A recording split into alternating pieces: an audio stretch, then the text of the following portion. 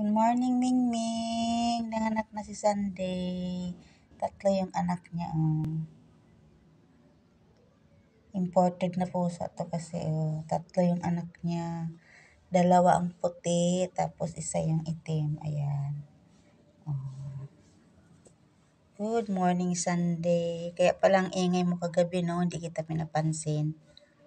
Ayan, nakatulog yung nanay. Nakatulog si Sunday. Nanganak na siya. Ayan ang anak niyang cute. Ayan ang cute. Ayan, may anak ka na. May anak ka na. Ayan yung anak niya. 3.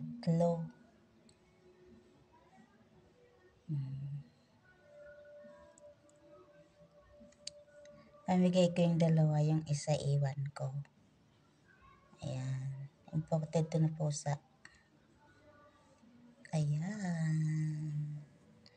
Nanganak na ang Sunday namin. Ayan yung 1. Sarap ng tulog.